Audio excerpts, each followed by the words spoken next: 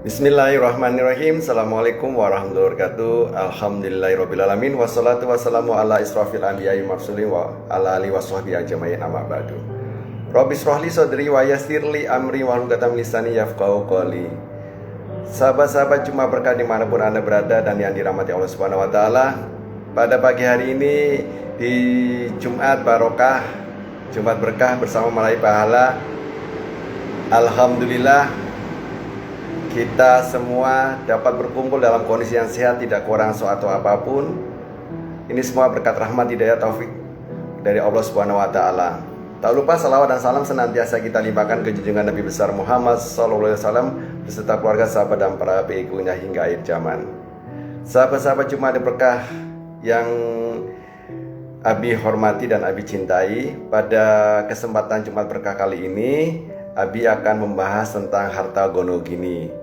Kita sudah memasuki series warisan beberapa series gitu ya, beberapa episode gitu ya. Dan sekarang kita akan memasuki yang terkait erat yang namanya harta waris, yaitu harta gonogini. Kalau kita bicara mengenai harta gonogini, maka ada acuannya yang perlu kita lihat, yaitu acuan di Undang-Undang Perkawinan tahun 1974. Ini ada pasal namanya pasal 35, di mana yang namanya harta itu di dalam rumah tangga dibagi menjadi tiga, gitu ya, menjadi tiga bagian. Yang pertama harta bawaan. Harta bawaan itu harta yang diperoleh suami atau istri dari sebelum perkawinan. Jadi kalau kita menikah, ada harta yang kita bawa. Misalnya sebelum menikah kita sudah punya mobil, punya rumah gitu ya misalnya.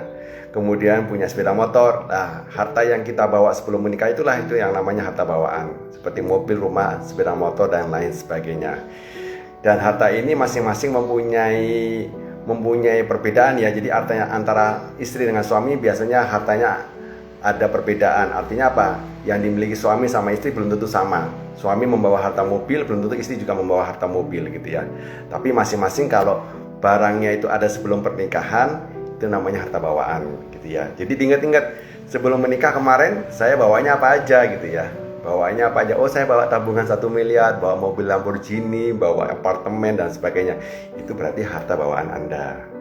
Yang kedua adalah harta masing-masing suami istri yang diperoleh melalui warisan atau hadiah dalam perkawinan. Jadi suami istri itu dalam berumah tangga itu, dalam perkawinan itu kadang-kadang dapat sesuatu harta itu yang bukan harta bawaan. Apa itu Abi? Yang namanya harta warisan atau hadiah. Jadi orang itu karena ikut lomba apa gitu ya, atau ikut golf gitu ya, dapat hole in one, hadiahnya Mercy gitu ya, atau BMW gitu ya. Berarti itu hadiah yang dimiliki oleh masing-masing orang. Ternyata suaminya hobi golf, begitu dia main golf, hole in one pula gitu ya, dan dapat hadiah yang namanya BMW misalnya seperti itu. Sebaliknya istri dapat giveaway iPhone 13 Pro Max gitu ya, 1 tera gitu, luar biasa kan, harganya udah 35 juta itu kalau 1 tera gitu. Nah, karena hadiah giveaway gitu ya, nah dia itu hadiah masing-masing. Jadi harta ini didapat karena hadiah atau warisan. Sebaliknya begini, suami punya warisan dari orang tuanya gitu, berupa sepetak tanah, itu juga harta masing-masing. Yang kedua adalah harta bersama atau yang sering disebut dengan harta gonogini, harta yang diperoleh selama perkawinan. Jadi di Undang-Undang Perkawinan nomor 74 tahun 74 pasal 35 menyebutkan hal seperti itu ya, sahabat-sahabatnya. Jadi Anda paham dulu seperti itu.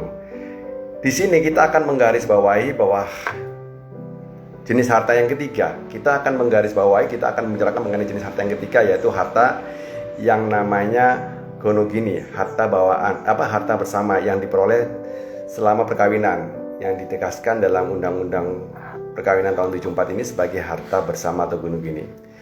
Jadi di sini Abi tidak sedang menilai undang-undang di atas ya. Jadi Abi nggak sedang menilai atau mengevaluasi. Pasal tersebut sengaja Abi sampaikan untuk menunjukkan bahwa inilah contoh aturan yang ada di negara kita. Nah, jadi terlepas apakah sejalan dengan syariat Islam atau bertentangan, kita tidak sedang membahas itu. Kita akan memahami, nanti kita akan bisa memahami, karena negara kita ini kan menganut sistem pluralisme hukum. Seseorang bisa memilih hukum apapun yang sesuai dengan latar belakangnya, selama hukum itu tersedia di negara kita. Nah, itulah karena hukumnya adalah menganut sistem pluralisme hukum, maka orang itu bisa memilih hukumnya mana yang dia inginkan. Jadi kita akan selanjutnya membahas harta bersama ini atau gunung ini dari beberapa sisi, dari beberapa aspek gitu ya. Yang pertama, kita harus memahami yang namanya apa istilah dari harta bersama itu. Kita harus memahami istilah harta bersama itu apa ya. Jadi kalau kita bicara mengenai harta bersama itu artinya sebuah objek harta yang dimiliki lebih dari satu orang. Jadi kalau ada objek harta yang dimiliki oleh lebih dari satu orang, itu disebut dengan harta bersama. Misalnya mobil dimiliki oleh 2 orang, kakak beradik. Rumah dimiliki oleh suami istri. Kemudian sebuah usaha, kafe dimiliki oleh 3 bersaudara atau 3 sahabat gitu ya. Nah, karena dimiliki bersama, maka semua pemiliknya itu melakukan sirkah amlak. Sirkah amlak itu namanya kongsi kepemilikan ya. Contohnya yang menjadi harta ini selain tadi yang disebutkan Abi adalah aset warisan yang belum dibagi. Karena ini belum dibagi dan belum dipecah, maka itu disebut dengan harta bersama. Jadi selain tadi Abi sebutkan tadi misalnya rumah yang dimiliki oleh suami istri, mobil yang dimiliki oleh 2 orang kakak beradik, kemudian sebuah kafe yang dimiliki oleh 3 teman yang sahabat-sahabat luar biasa, besti-besti itu. Nah, itu contoh yang lain selain harta warisan gitu ya. Karena harta warisan yang belum dibagi, belum dipecah, itu termasuk harta bersama. Itu pemahaman tentang istilah harta bersama. Sekarang kita menuju ke aspek yang kedua supaya kawan-kawan jadi paham juga gitu ya. Adalah kapan seseorang itu memiliki harta. Nah, kapan seseorang itu memiliki harta? Jadi orang itu bisa memiliki harta itu karena sebab 2 hal, dikarenakan 2 faktor. Karena kan 2 faktor gitu ya. Yang pertama, dari upayanya dia sendiri. Jadi dia mengupayakan bahwa dia bisa mendapatkan harta itu. Caranya bagaimana? Caranya dia bekerja gitu ya. Caranya dia bekerja, kemudian dapat uang, uangnya dibelikan harta. Misalnya sepeda motor, misalnya emas, jam tangan gitu ya, baju, rumah dan sebagainya. Yang kedua, disebabkan dari yang namanya usaha melalui orang lain. Jadi mendapatkannya dari orang lain. Jadi kan dia tadi berusaha sendiri. Sekarang dia mendapatkan dari orang lain, baik melalui akad komersil seperti jual beli maupun melalui akad sosial atau non komersial seperti hibah atau hadiah, nafkah, dan termasuk juga warisan. Oke.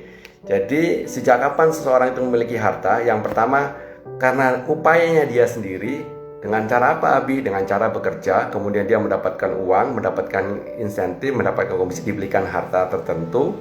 Yang kedua, dia mendapatkannya dari orang lain. Melalui apa, Abi? Melalui akad. Baik akad sosial gitu atau non komersil, atau akad yang namanya komersil atau jual beli atau muamalah. Nah, dari situ dia dapatkan namanya harta. Kalau akad sosial atau non komersial itu misalnya dia mendapatkannya karena hibah, karena hadiah, kemudian karena nafkah, dan yang keempat karena yang namanya warisan. Jadi paham ya, itu yang disebut sebagai kapan seseorang memiliki harta. Oke, sebelum Abi lanjutkan, sahabat-sahabat dimanapun Anda berada, terima kasih. Assalamualaikum untuk Mbak Eki yang sudah datang pada pagi hari ini. Semoga ini bermanfaat, menjadi tambahan ilmu ke depannya. Baik, sekarang Abi lanjutkan yang ketiga. Yang ketiga, kita akan memahami juga bahwa Islam itu sangat menghargai hak milik. Sangat menghargai hak milik. Jadi gini, harta itu memang miliknya Allah. Kita ini hanya titipan. Nah, tapi begitu kita dititipin harta oleh Allah, Islam itu menghargai hak milik gitu loh. Karena kita itu yang menjadi orang yang dititipin gitu ya. Kita tahu bahwa semua harta itu miliknya Allah. Jadi dengan demikian hak milik ini jadi sangat dihargai oleh Islam. Kenapa dihargai? Karena penghargaan ini itu dituangkan dalam bentuk adanya ancaman keras supaya orang tidak mengganggu hartanya orang lain. Jadi kalau Islam sangat menghargai hak milik supaya orang itu tidak mengganggu hak miliknya atau hartanya orang lain.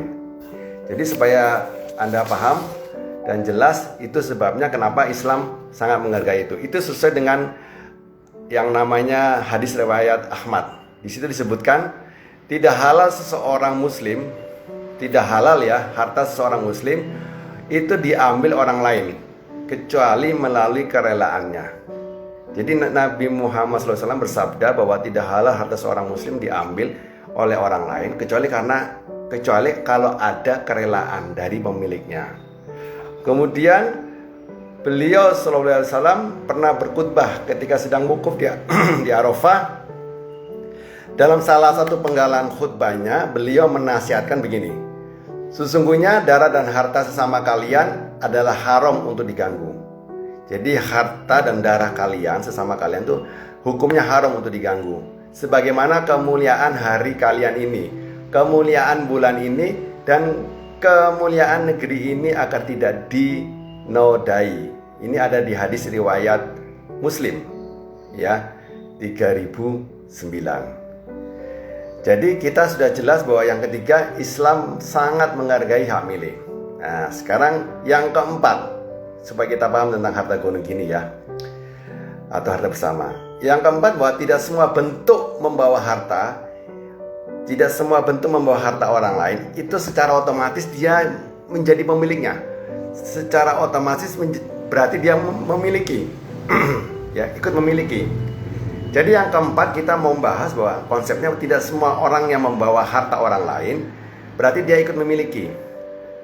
Jadi membawa tidak sama dengan memiliki.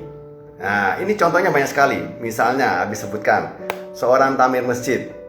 Seorang tamir masjid itu yang membawa harta infak masjid. Jadi kalau hari Jumat, nanti kita setelah Jumatan, kan nanti ada sebelum dimulai Jumat khotbah ada namanya pengumuman infak yang telah terkumpul dari Jumat lalu sampai Jumat sekarang ini seberapa. Nah, takmir yang membawa uang itu tidak berarti dia ikut memiliki harta infak masjid tadi. Itu ya. Yang kedua, seorang bendahara yayasan yang memegang uang yayasan tidak serta-merta dia dianggap ikut memiliki uang itu, ya. Yang ketiga, istri yang membawa harta suami tidak berarti otomatis dia juga ikut memilikinya. Istri yang membawa harta suami, misalnya dia membawa harta suami kendaraan misalnya, gitu ya, mobil Pajero gitu ya. Nah, dibawa kemana-mana, diajak teman-temannya kongko-kongko di kafe, kemudian arisan, kemudian ikut yang namanya kegiatan sosial dan sebagainya. Bukan berarti dia ikut memiliki, karena dia membawa harta suaminya. Karena orang yang membawa harta orang lain tidak dianggap turut memilikinya. Termasuk juga sebatas dipinjam namanya, tidak menunjukkan hak milik. Nah, kan banyak orang itu yang dipinjam namanya gitu. Misalnya begini, kalau mobil itu kan ada pajak progresif. Untuk pemilikan mobil yang ketiga, empat dan seterusnya itu akan dikenakan pajak progresif. Jadi banyak orang yang membeli mobil kemudian atas nama orang lain, tetangga-tetangganya dipinjam KTP-nya, saudara-saudaranya dipinjam KTP-nya gitu ya. Jadi orang-orang yang namanya orang-orang yang namanya ada di BPKB atau di STNK kendaraan itu tidak serta-merta dia memiliki kendaraan itu. Jadi orang yang membawa harta orang lain tidak serta-merta dia memilikinya. Sementara orang yang dipinjam namanya juga gitu tidak menunjukkan bahwa dia juga pemiliknya atau memiliki hak milik. Oke ya. Jadi paham ya. Jadi ada empat yang perlu kita sampaikan. Yang pertama, kita harus paham mengenai bahwa yang namanya tadi kita bicarakan, kita harus memahami apa itu harta bersama. Yang kedua, kita harus memahami sejak kapan orang itu memiliki harta. Yang ketiga, yang namanya Islam sangat menghargai hak milik. gitu ya. Sementara yang keempat, Islam menyatakan bahwa tidak semua bentuk orang yang memegang harta itu juga ikut memiliki. Nah, sekarang kita perlu tahu bahwa kesemua ini akan nanti kita hubungkan dengan dalilnya. Dalil bahwa harta suami bukan harta istri dan sebaliknya, harta istri juga bukan harta suami. Masyarakat kita ini memiliki anggapan bahwa harta suami adalah harta istri. Harta istri juga harta suami. Sehingga harta apapun yang ada dalam sebuah rumah adalah milik bersama suami istri, terlepas dari siapa harta itu berasal. Anggapan semacam ini tentu tidak benar. Terdapat banyak dalil yang menegaskan bahwa harta yang dihasilkan suami menjadi milik suami dan bukanlah milik bersama suami istri. Ya, ini kita perlu tahu ya, bahwa harta suami bukan harta istri dan sebaliknya. Yang pertama, dalil yang pertama bahwa wanita dilarang bersedekah dengan harta suaminya kecuali dengan izin suami. Jadi yang pertama dalilnya, wanita dilarang bersedekah dengan harta suami kecuali dengan izinnya. Ini ada di hadis riwayat Abu Daud, ya. Dari Abu Hurairah, beliau berbicara tentang wanita yang bersedekah dengan harta yang ada di rumah suaminya. Kata Abu Hurairah, tidak boleh. Abu Hurairah sudah mengatakan tidak boleh, kecuali bahan makanan di rumah. Dan pahalanya itu milik mereka berdua, milik suami istri. Dan tidak halal bagi wanita untuk bersedekah dengan harta suaminya kecuali dengan izinnya. Hadis riwayat Abu Daud 1690. Ya. Dalil yang kedua, wanita akan dimintai pertanggungjawaban atas aktivitas terhadap harta suaminya. Jadi wanita itu, istri, akan dimintai segala bentuk pertanggungjawaban dalam menggunakan atau memakai harta suaminya. Oke. Ini Nabi Muhammad SAW bersabda, wanita adalah pemimpin di rumah suaminya dan dia akan ditanya tentang apa yang dia pimpin. Jadi wanita ini pemimpin yang ada di rumah suaminya, dan dia sebagai pemimpin akan ditanya tentang apa yang dia pimpin gitu. Sama seperti kita kan memimpin diri kita sendiri, kalau suami memimpin istri dan anak-anak. Ini ada di hadis riwayat Bukhari nomor 893. Dalam riwayat lain dinyatakan begini, wanita adalah pemimpin terhadap harta suaminya. Hadis riwayat Abu Rozak 20.649. Jadi wanita adalah pemimpin harta suaminya. Kemudian wanita adalah pemimpin di rumah suaminya. Karena wanita ini pemimpin harta suaminya dan pemimpin di rumah suaminya, maka dia akan dimintai pertanggungjawaban terhadap apa yang dia pimpin. Jadi di sini disebutkan dengan jelas bahwa harta suami tetap disebut oleh Nabi SAW sebagai harta suami dan bukan harta istri. Jadi Nabi menyebutkannya tetap dengan harta suami ya, tidak menggunakan harta istri. Justru istri yang mendapat amanah terhadap harta itu akan dimintai pertanggungjawaban terhadap harta suaminya. Seperti bagaimana dia mengelola harta suaminya, bagaimana cara dia membelanjakan harta suaminya, dan lain sebagainya. Ya, jadi sudah jelas di dalil yang kedua ini. Sekarang kita masuk ke dalil yang ketiga. Wanita berhak mendapatkan senilai nafkah yang cukup untuknya dan anak-anaknya. Jadi wanita itu karena pemimpin harta suaminya, kemudian wanita itu adalah pemimpin di rumah suaminya, maka wanita ini berhak mendapatkan nafkah yang mendapatkan imbalan atau mendapatkan senilai nafkah untuk dirinya dan anak-anaknya. Nah, Aisyah bercerita bahwa Hindun binti Utbah radhiyallahu anhu mengadu kepada Nabi SAW karena suaminya sangat pelit. Jadi Hindun ini punya suami sangat pelit. Kemudian dia mengadu kepada Nabi Muhammad SAW karena suaminya sangat pelit. sehingga dia nafkahnya kurang, sehingga dia mau nggak mau dia harus mengambil harta suaminya yang lain. Dia harus mengambil harta suaminya lain untuk menutupi itu. Nah, kemudian ditanyakan kepada Nabi. Lah, Nabi SAW mengizinkan Hindun mengambil harta suaminya tanpa sepengetahuannya, sesuai kadar yang cukup untuk kebutuhan dirinya dan anak-anaknya. Jadi kita, para istri, diperbolehkan mengambil harta suaminya tanpa sepengetahuan suaminya kalau suaminya pelit, sehingga kita merasa kekurangan dalam menafkahi atau dalam memberikan kebutuhan kepada anak-anak kita, juga kepada kita sendiri. Jadi Nabi mengizinkan itu sesuai dengan kadar yang secukupnya untuk kebutuhan dia sendiri dan anak-anaknya. Nabi bersabda, silakan kau ambil harta suamimu secara diam-diam, selama itu mencukupi untuk kebutuhanmu dan anak-anakmu dengan cara yang wajar. Jadi boleh kita ambil hartanya diam-diam sesuai dengan kebutuhan kita dan anak-anak yang wajar, kebutuhan yang wajar. Ini diriwayatkan di hadis riwayat Bukhari nomor 5364. Andai harta suami adalah harta istri, tentu Nabi Shallallahu Alaihi Wasallam akan mengizinkan untuk mengambil harta suaminya sepuasnya, gitu ya, dan tidak perlu diam-diam gitu. Sekarang yang keempat dalilnya, istri hanya mendapat jatah warisan tidak lebih dari 1/4. Dalil yang keempat adalah istri mendapat jatah warisan tidak lebih dari 1/4. Karena pembagiannya kalau nggak 1/4 ya 1/8 gitu ya. Dari mana? Jika suami meninggal dan tidak punya anak, maka jatah istri itu adalah 1/4 warisannya. Jika suami punya anak, istri mendapatkan warisan 1/8. Jadi kalau perkawinan mereka itu punya anak, maka dia dapatnya 1/8 istri. Kalau dia tidak punya anak dalam perkawinan itu, maka istri mendapatkan 1/4. Jadi jatah warisan istri tidak pernah lebih dari 1/4.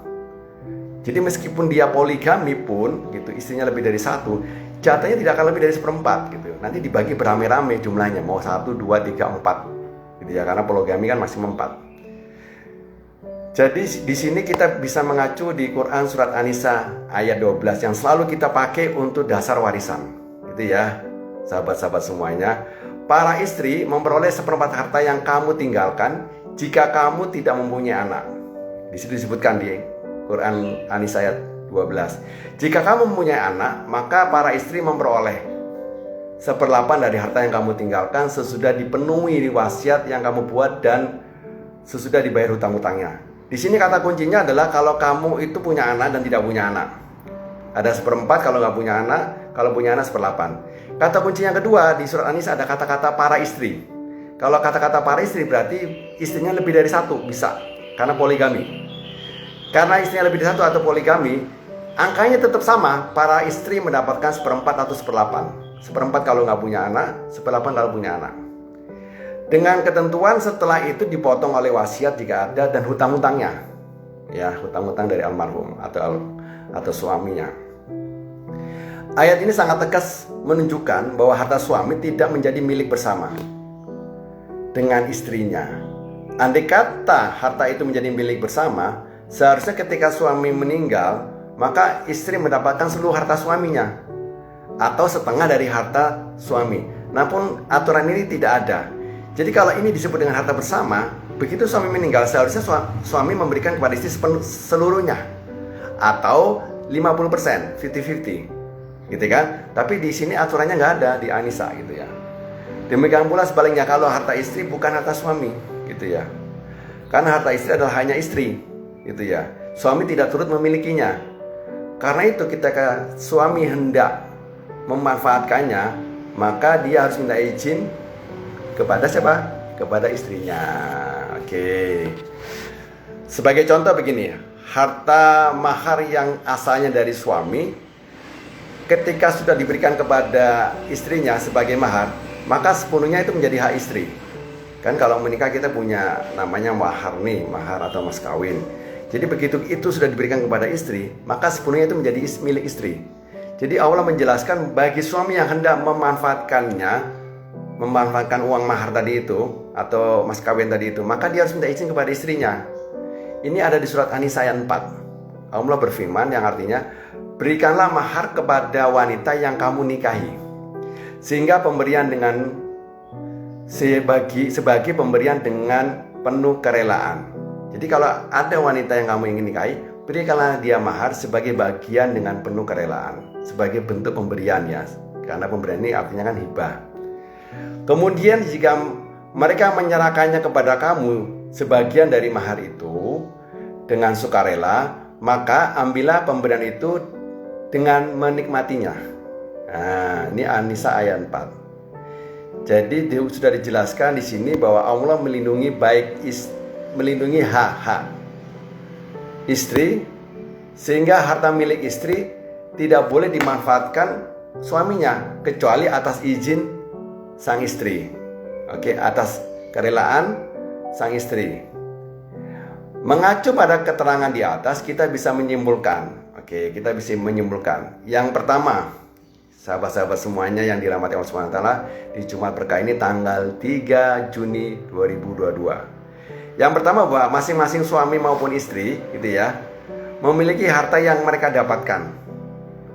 Jadi suami dan istri itu masing-masing mempunyai harta yang mereka dapatkan, baik dari hasil usaha sendiri maupun dari pemberian orang lain. Karena harta itu kan bisa didapat dari diri sendiri maupun dari orang lain. Diri sendiri dari apa caranya? Dari bekerja. Kalau orang lain dari mana? Dari yang namanya muamalah atau hadiah atau warisan. Gitu. Baik yang didapatkan sebelum pernikahan maupun setelah pernikahan. Jadi masing-masing istri maupun suami itu punya harta masing-masing yang dia dapatkan, baik dengan cara dia mendapatkan sendiri, dengan cara bekerja, dia dapat gaji, dapat komisi, dapat insentif, atau dengan cara muamalah, atau mendapatkannya dengan cara dapat hadiah atau warisan yang dia dapatkan sebelum pernikahan atau setelah pernikahan. Yang kedua, bahwa yang namanya membawa harta orang lain tidak serta-merta turut memilikinya. Karena itu suami yang membawa harta istri, atau sebaliknya istri yang membawa harta suami, bukan berarti mereka turut memilikinya. Ini harus paham ya, yang kedua. Yang ketiga, harta selama pernikahan bukanlah harta milik bersama. Ulangi lagi, bahwa harta selama pernikahan bukanlah harta milik bersama, namun masing-masing memiliki hartanya sebagaimana keterangan di nomor 1. Yang di nomor 1 kan Nabi sebutkan bahwa suami istri masing-masing mempunyai harta masing-masing, baik sebelum pernikahan, yang didapat sebelum pernikahan maupun setelah pernikahan.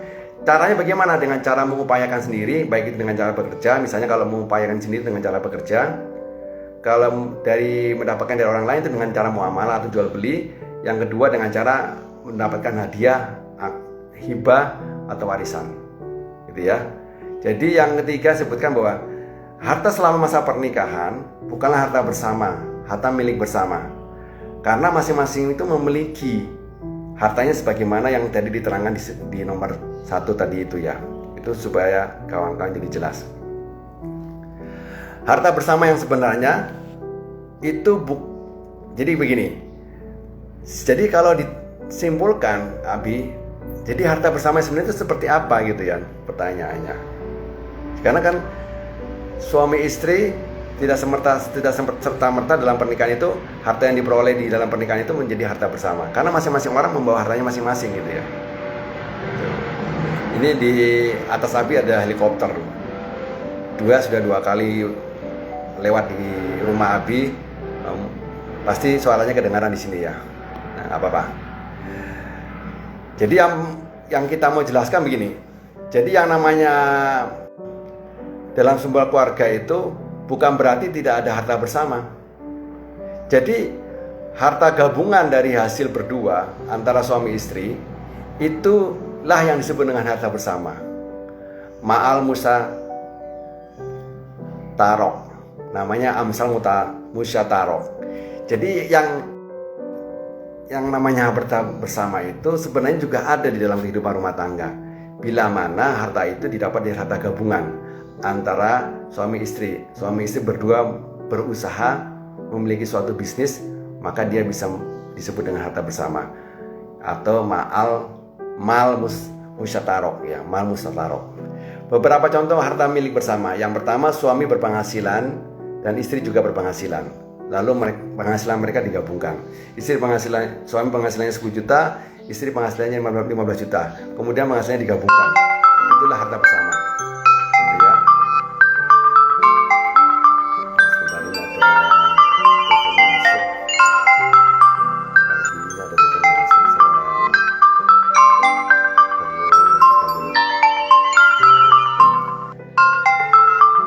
Yang kedua, bahwa suami istri itu memiliki harta bersama, misalnya toko yang dikelola oleh suami istri tersebut, gitu ya. Jadi harta yang dimiliki keluarga itu menjadi milik bersama.